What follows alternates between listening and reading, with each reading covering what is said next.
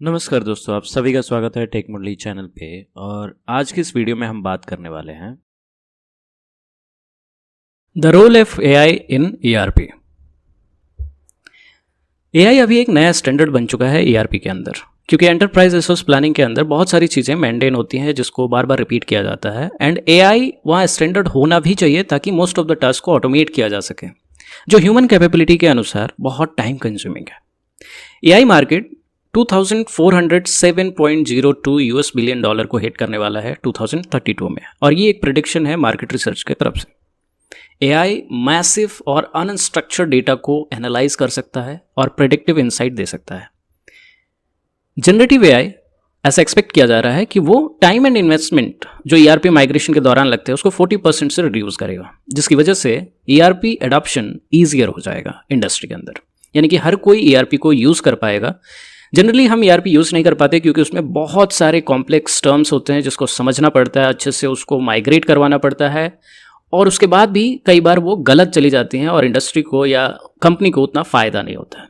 लेकिन एआई रहेगा तो वहाँ कस्टमाइजेशन आसान होगा, राइट। और जो ईआरपी के अंदर इन्वेस्टमेंट है, ईआरपी माइग्रेशन के अंदर इन्वेस्टमेंट है, वो सोच समझ के लिया जाएगा और इसलिए उसका कॉस्ट 40% रिड्यूस हो जाएगा। और जैसे ही कॉस्ट रिड्यूस होगा, अडॉप्शन ईजियर हो जाएगा और अडॉप्शन बढ़ जाएगा। और एआई इन चीज़ों में बहुत ही मायने रखता है। इसके कुछ बेनिफिट्स हैं, जैसे कि फाइनेंशियल ऑपरेशन को इन्हांस करना हो। अब देखिए, फाइनेंशियल इन्हांस्ड ऑपरेशंस का मतलब क्या है। एआई फाइनेंशियल एनालिसिस को इम्प्रूव करता है और एक्यूरेट फोरकास्टिंग और बजटिंग को फैसिलिटेट करता है। How? By detecting trends and anomalies. अब मान लीजिए कि आपने बहुत सारे डेटा उसको दिए फाइनेंस का, तो वो उसमें ट्रेंड डिटेक्ट कर सकता है, उसके एनॉमलीज डिटेक्ट कर सकता है, और उसके बाद वो बता सकता है कि नेक्स्ट 5 ईयर्स, नेक्स्ट 10 ईयर्स क्या बजट होना चाहिए, क्या फोरकास्ट होना चाहिए, ताकि वो एक्यूरेट करे उन चीज़ों को। और इसलिए ये इंप्रूव करेगा फाइनेंशियल एनालिसिस किसी भी इंडस्ट्री के अंदर। दूसरा बेनिफिट जो एआई का है वो है ऑप्टिमाइज्ड इन्वेंट्री मैनेजमेंट। देखिए, ईआरपी के अंदर इन्वेंट्री मैनेजमेंट को बहुत ही ऑप्टिमाइज तरीके से मैनेज करना इतना आसान नहीं है। हम प्रिडिक्टिव एनालिटिक्स के थ्रू मेंटेन कर सकते हैं आइडियल स्टॉक लेवल, और हम ओवर स्टॉक से बच सकते हैं या स्टॉक आउट से बच सकते हैं। देखिए, हम जब मार्केट का डेटा एआई को फीड करेंगे तो हमें एआई ये बता देगा कि कब और कौन सा ट्रेंड पे हमारी सेल्स बढ़ती है, जिसकी वजह से हमें पता चल जाएगा कि कब वो चीज़ स्टॉक में रखनी है और कब ओवर स्टॉक से बचना है और कितना स्टॉक रखना है, ताकि आप स्टॉक आउट से बच सकें।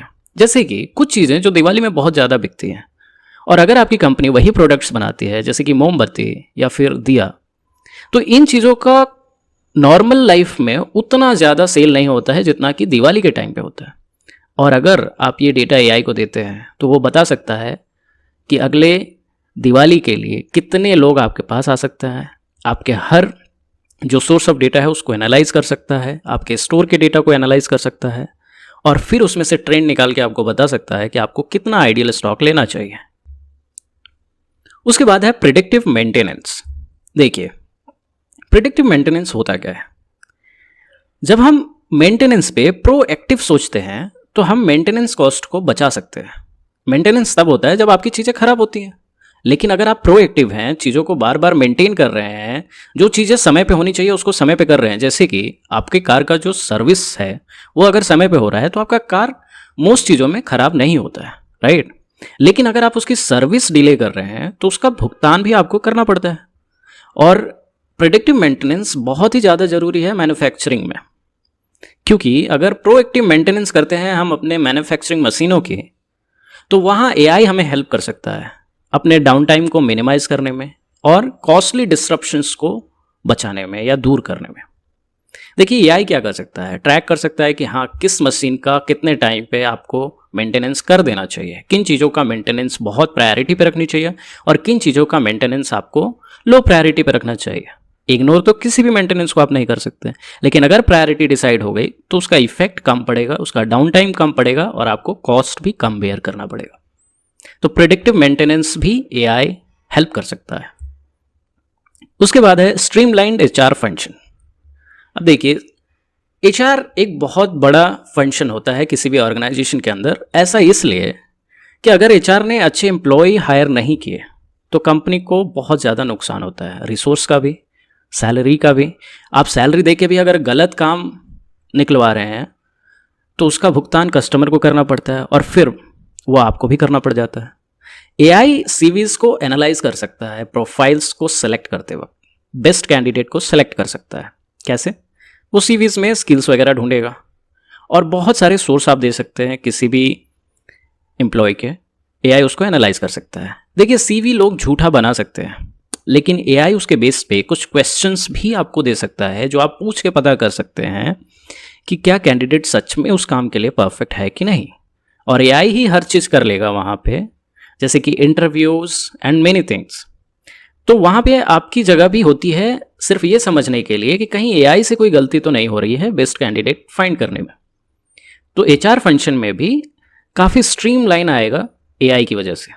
ये एम्प्लॉय के पास्ट एक्सपीरियंस को एनालाइज करके आपको फोरकास्ट कर सकता है और रेकमेंड कर सकता है कि कौन सी ट्रेनिंग देनी चाहिए, कौन सी कैरियर डेवलपमेंट स्ट्रेटजीज बनानी चाहिए और इसका एम्प्लॉय का टर्नओवर कैसे इंप्रूव हो सकता है। टर्नओवर मतलब एम्प्लॉय कैसे आपके साथ ज़्यादा से ज़्यादा रह सकता है और आपकी कंपनी में काम कर सकता है। इन सारी चीज़ों के लिए एआई का यूज़ अच्छे तरीके से किया जा सकता है, सिवाय ले ऑफ के। उसके बाद है इम्प्रूव्ड कस्टमर रिलेशन।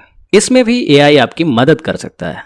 देखिए, एआई पावर्स चैटबॉट्स, ठीक है, बहुत सारे चैटबॉट एआई पावर्ड हैं, वर्चुअल असिस्टेंट बन रहे हैं। तो ईआरपी के अंदर भी आप वर्चुअल असिस्टेंट बना सकते हैं। आप कस्टमर इंक्वायरी या ऑर्डर प्रोसेसिंग पे मॉडर्नाइज कर सकते हैं अपने चैटबॉट्स को और चैटबॉट्स उसका reply as a support engineer दे सकते हैं। कुछ हद तक आपको उसमें सपोर्ट इंजीनियर रखने पड़ेंगे क्योंकि कई बार जितना हम बेनिफिट देखते हैं उससे ज़्यादा हमारा ड्रॉबैक भी होता है, क्योंकि चैटबॉट वहीं काम करता है जहां लोगों को कम्युनिकेट करना अच्छे से आता है। जहां कम्युनिकेशन प्रॉब्लम है वहां चैटबॉट अच्छे से काम नहीं करता क्योंकि वो ह्यूमन इमोशन को आज भी नहीं समझ पाया। और वहां पे आपको एक सपोर्ट इंजीनियर रखना बहुत ज़रूरी है और खासकर ये तब होता है जब रीजनल डिफरेंस बहुत ज़्यादा हो।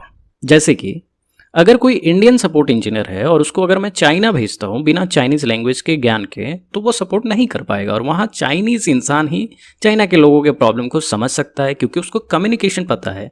कम्युनिकेशन में सिर्फ हमारा लैंग्वेज नहीं आता है, हम कैसे रिएक्ट करते हैं, कैसे किसी को एम्पैथी या सिंपैथी देते हैं, ये बहुत ज़रूरी है। लास्ट बेनिफिट जो इस वीडियो में हम डिस्कस करने वाले हैं एआई का, वो है डिमांड फोरकास्टिंग। इसका मतलब होता है ईआरपी एंड सीआरएम सिस्टम जो होता है उसके अंदर एआई एक ब्रिज की तरह काम करता है। ये बिजनेस को गाइड कर सकता है टारगेटेड मार्केटिंग कैंपेन को प्लान करने में। जहाँ से सेल्स ज़्यादा हो रहा है वहाँ पे क्या दिखाना है, क्या कैंपेन करना है और कैसे कस्टमर एंगेजमेंट को इम्प्रूव करना है, इसमें एआई आपकी मदद कर सकता है बाय प्रेडिक्टिंग ट्रेंड्स अगेन। तो देखिए, जब भी डेटा आप एआई को दोगे तो वो बता सकता है कि क्या सही है और क्या गलत है। कई बार एआई भी गलत जा सकता है और वो ह्यूमन भी गलत जा सकता है।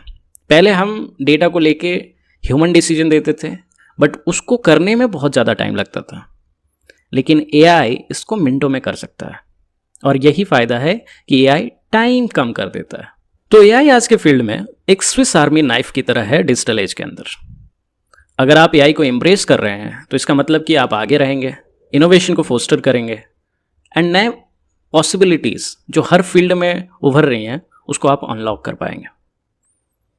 तो आपको एआई के लिए डरना नहीं है, आपको एआई को एम्ब्रेस करना है।